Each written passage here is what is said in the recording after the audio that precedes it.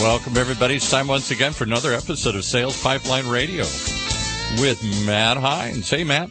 How we doing, boss? I'm doing pretty good. How are you today? I'm doing all right. We're still trying to get your guest on the phone here, so we'll have to have you cover and vamp for a second here. I vamp for a second. I can tap dance with the best of them. I can make stuff up. You give me hours of airtime. I got all kinds of hot air for us. So it's funny. I always prepare just in case something happens. Something always potentially happens with folks. So do we have them? We do. Grant, say hi to Matt. Matt, how you doing, buddy?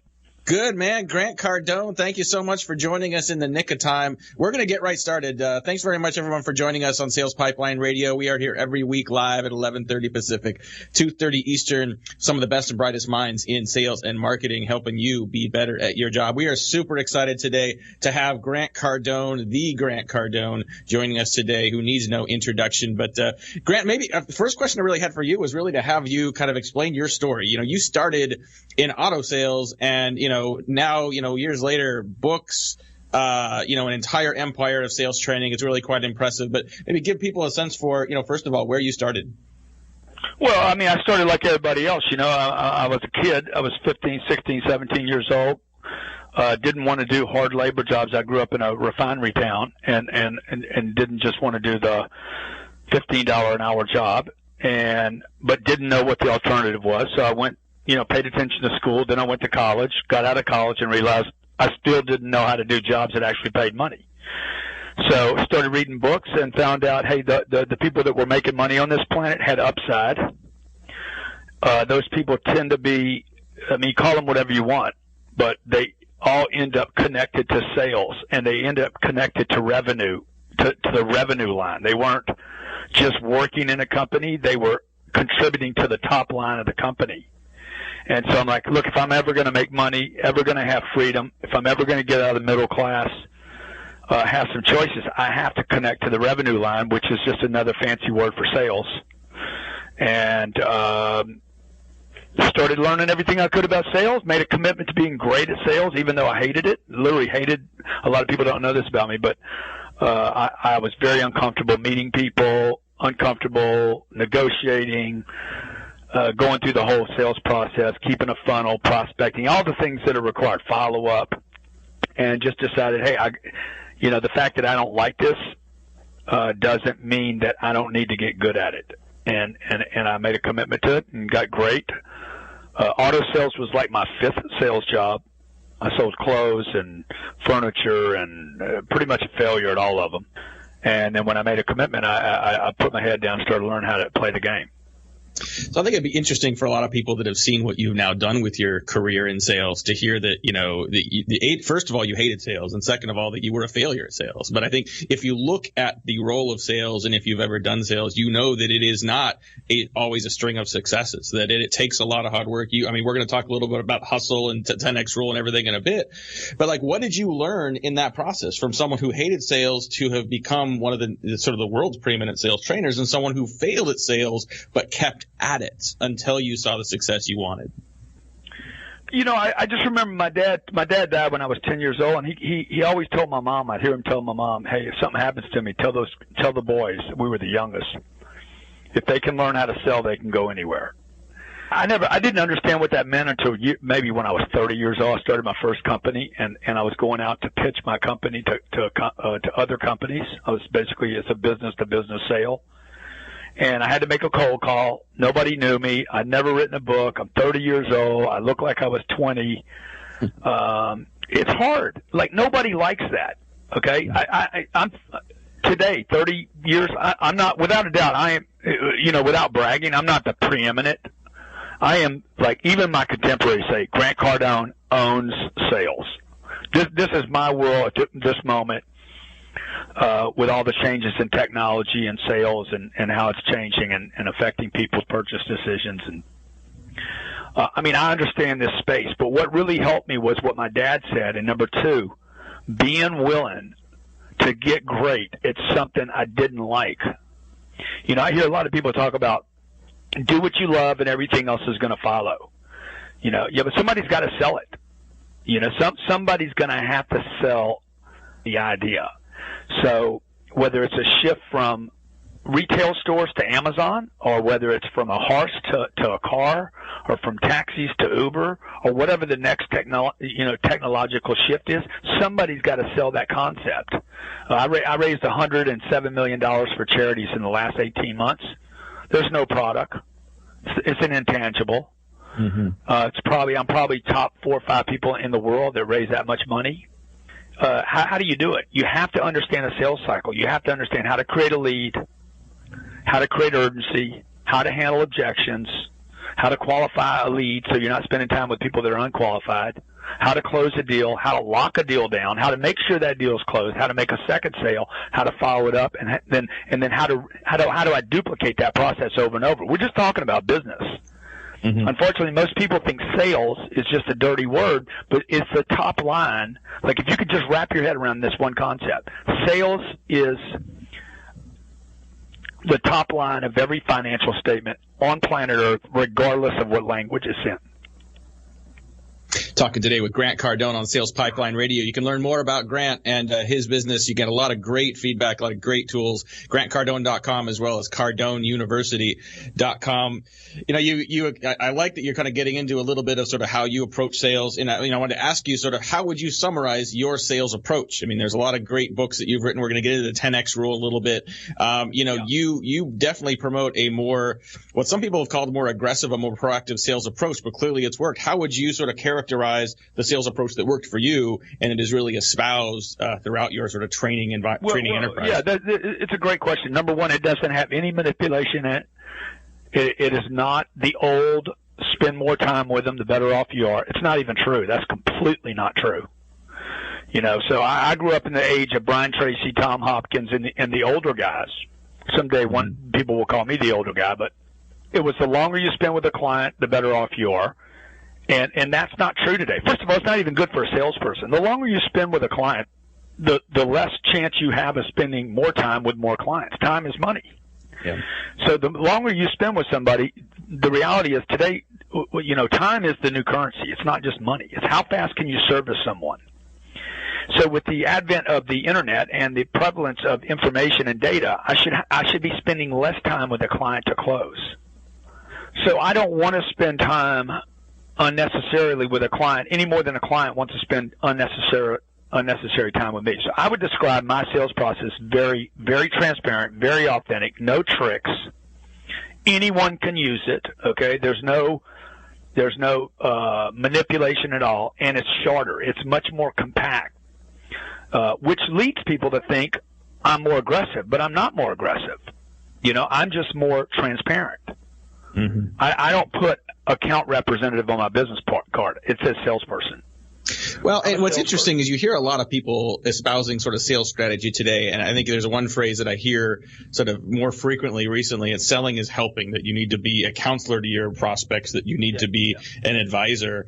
The idea that selling is helping may be true, but that doesn't mean you sit back and wait for the deals. And so I think that, even if you're saying selling is helping, you still have to do what you're espousing. You still have to be proactive. You still have to hustle.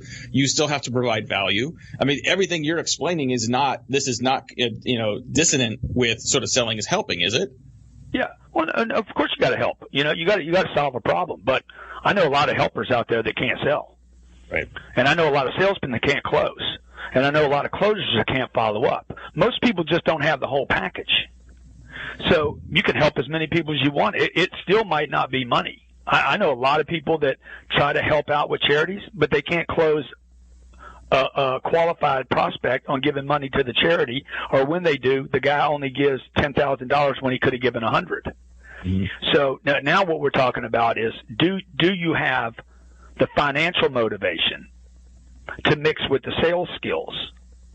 Because most salespeople actually they're under operating based on their potential. So when I meet a client, I am there to do one thing: close a deal. The only reason I determine what their needs are is so I have the right product to put them on. The only reason I find out what they're qualified for and what they need is so that I can actually close a deal. I got a 6-year-old daughter. When I come home at night, she says, "Hey, Papa, did you close the deal today?" She doesn't ask me if I sold something. I could sell people and not get paid. So, there's so many nice sayings out there. Cold calling is dead. It's a great title for a book. 4-hour work week. Great title for a book, but nobody's going to work 4 hours. It's just ridiculous. Selling is helping. Yeah, well, you want to make $1 million, you're going to have to do more than help. You want to make $100,000 a month, you need to do more than help. You have to close transactions with qualified buyers. They have to transfer money from them to you, and then you got to duplicate that. Now that sounds aggressive to people because I'm just kind of cutting through the BS saying, look, if you're in a sales job and you're underpaid, go get a different job because it's a tough job.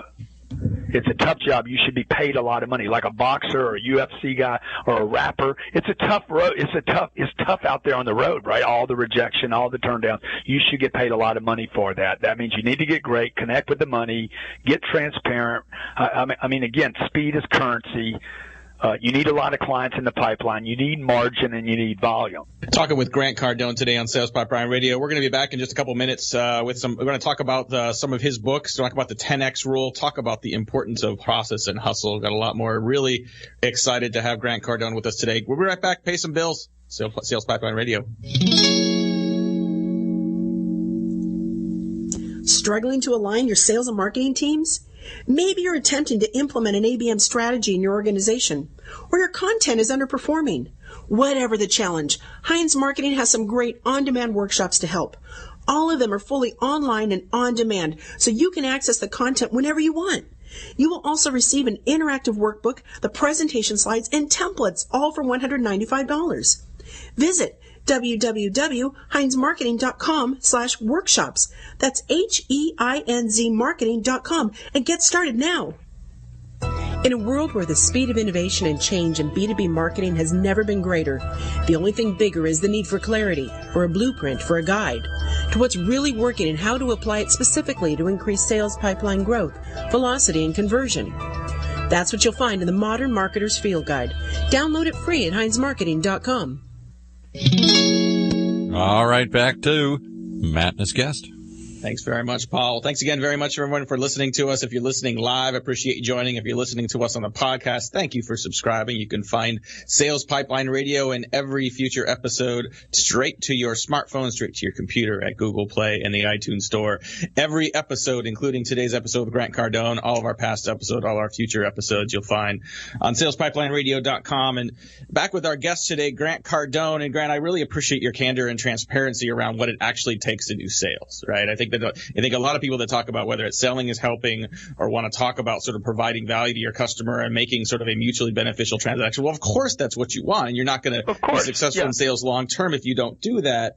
But you still have to put in the work, and you have to put your hard hat on every day and hustle. And you talk a lot about hustle as part of that as well. But I talk a little bit about the importance of hustle and process that you've mentioned already to get to that level of success. So and it's great. I really appreciate what you're asking here. Let's just go back a second about the helping, selling is helping. I mean, like, who doesn't know that? Right? I mean, that's an obvious thing. It's like, you got to build value for the customer. Everybody knows that. 99% of all salespeople are good people, right? So we're telling people to do things. To me, I don't know why we're spending time talking about, like, leadership. I own 5 companies. I never talk about leadership. And the reason I don't talk about it is because I lead my company. And the people that are talking about it might not be leading. So I think the point I'm making is I don't want to play games with the customer. I have to help the customer. Everybody knows that. I have to build value. But the question today is, how do you do that when people have less time? They're more knowledgeable. This isn't 40 or 50 years ago. Nobody had information about anything. Okay, I got competition everywhere. Margins are shrinking. Okay, what is the value proposition for the salesperson? It is service. It is, can I answer questions? Can I put them on the right product? Can I shorten their time? Can I build certainty for the client that's not certain? You know, people go to Macy's today to buy something on the internet. The reason they went to Macy's was to become certain about that black shirt or those black tennis shoes to make sure they fit in the 9.5, and then went to the net and bought them. They made the trip to the Foot Locker only to try them on and then left without a close. because the person that met with them doesn't provide value, doesn't create certainty. People close when they're certain, and they shop when they're not. And the salesperson or the organization's job is to raise certainty. So we're talking to sales organizations about a lot more than these simple sayings like, helping is selling and build rapport. I mean, if you just look at things like building rapport, do customers really want to build rapport with me? If they call my office, are they calling to get to know the person that answered the phone? Or do they want a product or service and to know how much it's going to cost them and whether or not they're on the right product? So that's all we're saying is we don't waste time on things like tonality, like I think the Wolf of Wall Street guy, the guy that got convicted of, stealing hundreds of millions of dollars and never paid anybody back, is out there pitching that you should match personalities. I don't spend any time trying to match people's personality. My personality is my personality. You're going to like it or not like it. Here's my product. It'll solve your problem. This is what it's going to cost. If this doesn't fit, why don't you try these two things? And that either works or it doesn't work, and I got to go move on. But the last thing I want to do is change my personality for every different customer that comes in. Talking to Grant Cardone today on Sales Pipeline Radio. If you like what you hear, definitely encourage you to check out grantcardone.com. He's got a lot of great information, great blog, tons of training events coming up, great free ebook, set of free ebooks as well. Grant's written a bunch of books on sales over the last several years, and the one that I would point you to first, the one that I probably got the most out of, was the 10X rule, the only difference between success and failure. And, what this reminded me, and I think a part of what we're talking about here, is that it takes work to be successful in sales. I mean, there are no shortcuts, and this isn't something you put work in and then you coast. This is a level of sustained effort. Talk a little bit about what the 10X rule is. Talk about what you mean by massive action and how that system and that process leads to sustained success for salespeople. Yeah, so one thing the 10X rule talks about, and by the way, that book has become like an international phenomenon. It's been translated into 7 languages.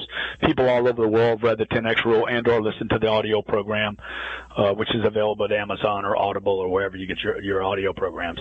While it's true that it takes a lot of effort to succeed, one of the things the book says that a lot of people got a lot from was it takes more energy to just get by, and it takes even more energy to fail. We always talk about, successful people work so hard. People that fail work hard too. Mm-hmm. Okay? The people in the middle between the failure and the successful, in the middle, the average people, if we will, for lack of better words, they work hard too. The problem is only one of those 3 groups gets paid. And it's not in the middle and it's not at the bottom. It's at the top. So the people, if you study across all industries over the last 1,000 years or however long man has been on this planet, the only people that you and I know where we both can share their name, whether it's Jesus or Steve Jobs, and I know those are, that's a big range, right? Just those 2 individuals, okay, took massive action. Both of them have that in common, okay? They had different missions, different times, but all famous people, Martin Luther King, John Kennedy, all the famous people, the Elvises, took massive action, and that's why we know them. It's not because they were more talented. It's not because you agreed with their message. They persisted through time. Walt Disney, tremendous activity. And so if you want to be successful, even in sales or as a dad or as at the bank or in golf, you got to do something. You got to do it over and over. How do you get good at something? You do it over and over and over and over again. And you do it at massive levels. So the 10X rule is really saying that people underestimate the amount of money it takes to truly be happy. That's why people say money won't make you happy. I'm like, you don't have any money. How can you the money you have is worry money. You know what I'm saying? Like a guy told me one day, he's like, I'm making $25,000 a month. I'm making $300,000 a year. I said, you have just enough money to worry about it. Yeah. And he's like, I'm no happier than when I was making $100,000. I said, bro, all you got is worry money. You got baby money. Okay. You have enough money right now to be worried. You got 2 cars. You got a nice house. You got debt on your house. Your kids are going to go to good schools and you're just worried about the money. Will it last? So the 10X rule is about people don't pop out the top. And because they never pop out the top, whether it's work, effort, dad, money, sales, or whatever, because people don't pop out over the top at an obsessive level where people are actually commenting about your work ethic. Wow, you're the hardest working guy I know. If they're not saying that, you're just in the middle. Mm-hmm. Your money just drives you to your problems in a limo, right? So that doesn't necessarily solve the problem. Well, I mean, look, the reality is there's only about 1% of the entire population of planet Earth that should be given any advice to anyone on money. Okay? And most of those people are not on TV. That would exclude all millionaires, by the way, from giving any advice on money. Millionaires should not be the people you get your advice from. Absolutely. Well, we're going to wrap up here in just a couple minutes with Grant Cardone. Really excited to have him here. If you want to check out more from Grant, go to grantcardone.com. Really, Grant, appreciate you jumping on the show with us. I know you're on the road, so appreciate that. You got a lot of stuff coming up. I know next week you've got your sales boot camp. You've got the 10X Growth Con coming up next year. That's one of your big annual events. What are some other things people should pay attention to if they want to learn more from you moving forward? Well, I mean, whatever your favorite social medium is. Instagram, Snapchat, Facebook, YouTube, wherever you are online, if you just plug in my name, you'll find me. I mean, I'm probably the top 3 or 4, maybe 5 social media people in the world. It's all very heavy content driven. We give information away free every day. If your company's, really, really committed to doubling, tripling, or quadrupling your sales, get on Cardone University. It is the most used entrepreneurial sales site, educational portal in the world. 30 million lessons have been delivered there. And if you want my company to help your company go to the next level, I've worked with Toyota, Chrysler, Nissan, every automobile manufacturer, Ashley Furniture, Morgan Stanley. We're talking about multi-billion-dollar companies that are interested in more billions. They're not interested in increasing their sales. They're interested in how to Sprint, dominate AT&T. That's what they're interested in doing. They're playing at very high levels, and they're willing to look at their sales process and figure out how to make it shorter, better for the customer, and better for the organization. Awesome. Well, I really appreciate you coming on. I know you're traveling. We're going to let you go. Thanks so much again, Grant Cardone, for joining us today.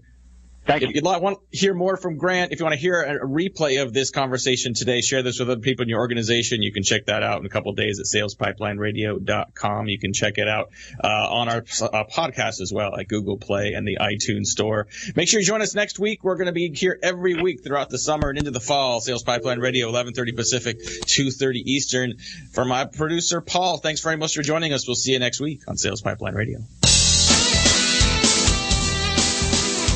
You've been riding along on the Sales Pipeline with your host, Matt Hines from Hines Marketing, right here in the Funnel Radio channel for at-work listeners like you.